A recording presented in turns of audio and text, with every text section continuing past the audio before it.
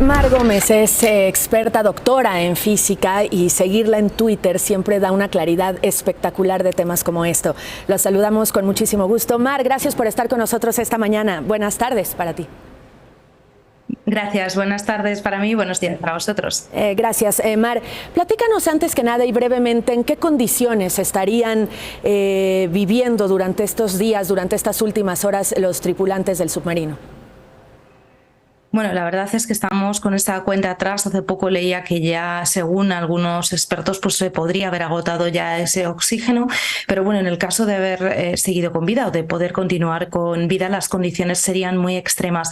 Si ese sumergible se encontraba a esos casi 4 kilómetros de profundidad, suponiendo que no ha sufrido ninguna rotura en el casco y que por lo tanto no ha habido una implosión, porque esto podría haberse producido al haber un cambio de presión muy brusca, ya que la presión en el océano aumenta a medida que descendemos en las profundidades, y a esa profundidad podría ser más de 380 veces la presión que tenemos en superficie. De no haberse producido esto y haber seguido con vida en el interior, bueno, las condiciones podían ser muy extremas si, por ejemplo, el sistema eléctrico hubiera fallado. Si ese sistema eléctrico falla y fallan las baterías, no pueden calentarse, y la temperatura a esas profundidades es muy baja. Por lo tanto, la hipotermia puede aparecer y también puede ser causa de un fallecimiento, por no hablar de esa carencia de oxígeno, ¿no? Además, en un momento como este de nerviosismo, y que seguramente estas personas pues se encontrarán en un estado alterado, se consume el oxígeno de forma mucho más rápida. Así que la verdad es que pocas esperanzas hay ahora mismo, porque como digo, esa ventana de oxígeno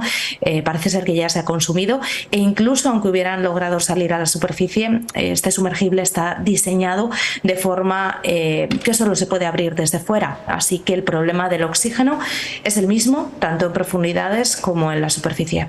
Además, Mar, buenos días. Estamos hablando de un espacio muy reducido en el interior de esta cabina, y que además, como decimos en México, es buscar una aguja en un pajar en esa inmensidad del mar. Sí, efectivamente, el lecho marino es una zona muy complicada. Estamos hablando de unas profundidades de casi 4 kilómetros con corrientes, y no solo el océano. Estos días la meteorología también ha complicado la situación, porque se han estado realizando esas labores de búsqueda con niebla, con nubes muy bajas. La situación empieza a mejorar desde hoy y a partir de mañana, pero es demasiado tarde. Además, bueno, hay que tener en cuenta que los restos del Titanic costó mucho encontrarlos, y en este caso estamos hablando de un sumergible mucho más pequeño, como digo, con esas corrientes, y no sabemos, bueno, si ha podido colisionar con algún objeto del océano o incluso haberse quedado atrapado, ¿no?, en el propio Titanic, en esos restos del Titanic. Desafortunadamente no tenemos forma ahora mismo de saberlo, y bueno, como digo, las posibilidades ya desafortunadamente son pocas. ¿A qué se debe esta información que hace un par de días surgió, que oían, que había sonidos, que detectaban sonidos que podrían venir y dar esperanza en el rescate de los que abordan el submarino?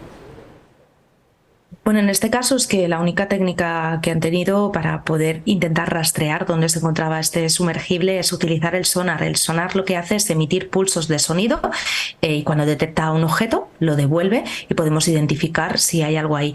Se han detectado frecuencias de sonido en unos 30 minutos, pero no podían saber realmente si se debía a ciertos golpes que estuvieran emitiendo periódicamente, ¿no?, esos supervivientes, o si realmente la fuente era otra. No han tenido tiempo, porque con esta cuenta atrás la verdad es que los días han ido pasando, de identificar si podían ser debido a movimientos y gestos humanos, ¿no?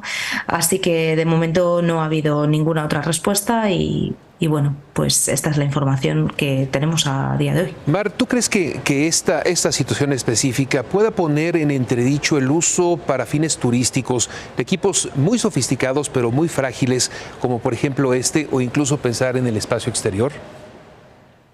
Sí, yo creo que, bueno, como pasa muchas veces, ¿no?, en la historia del ser humano, cuando desafortunadamente nos enfrentamos a tragedias o a accidentes, es cuando se toman a lo mejor medidas más drásticas para evitar este tipo de problemas. Así que seguramente en las próximas ocasiones, si es que esto vuelve a tener lugar, se pasen unos controles muy exhaustivos y se tenga una especial precaución si es que no se ha tenido, que lo desconozco. Es cierto que también a nivel espacial, pues evidentemente en el pasado hemos tenido accidentes, recientemente no, afortunadamente la tecnología ha evolucionado muchísimo, pero creo que bueno, ha abierto un foco de debate, ¿no?, ante este tipo de expediciones turísticas a las que quizás bueno, pues hemos intentado dominar las fuerzas de la naturaleza sin lógicamente conseguirlo. Mar Gómez, te agradecemos mucho estos minutos, saludos hasta España y bueno, estamos al pendiente de esto que parece no tendrá buenas noticias ni un final feliz. Gracias, buenas tardes. Gracias a vosotros, hasta luego.